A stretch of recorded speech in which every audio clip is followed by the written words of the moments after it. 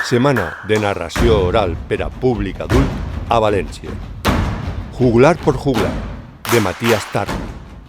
Animados observantes, infatigables oidores, solícitos compadres y comadres, no vayamos a reventar por poco paritarios, egregios devotos, fideles receptores, cráneos privilegiados, intelectos rumiadores, alborozadas mocedades y diletantes senectos que albergáis vana esperanza de que esto se convierta en un discurso inteligible, azorados noctámbulos, que así se letílico caneco como el mendigo su frugal mendrugo, impávidos silentes que esperáis la ingeniosa chispa para removeros complacidos en el reclinatorio, pecadora lingua da mala muller casada con home bello, mousos, coruxas, sapos e bruxas.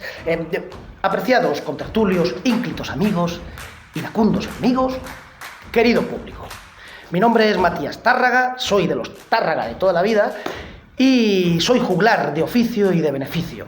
Y me complace mucho anunciaros que el sábado 12 de febrero, dentro del ciclo El Círculo Conta, estaré en Benimaclet, en el Teatro del Círculo, a las 9 de la noche, esperando poder compartir con vosotros un tiempo sin tiempo y un espacio con espacios infinitos. Poder compartir palabras, juegos, versos y otras zarandajas que competen a este oficio de juglar. En fin, darle una nueva locura a esta nueva normalidad.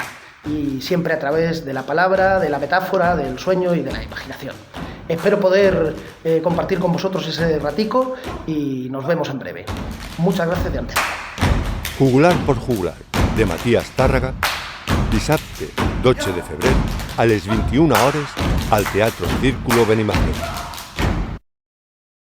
Perquè els adults també tenim dret al nostre pensament màgic.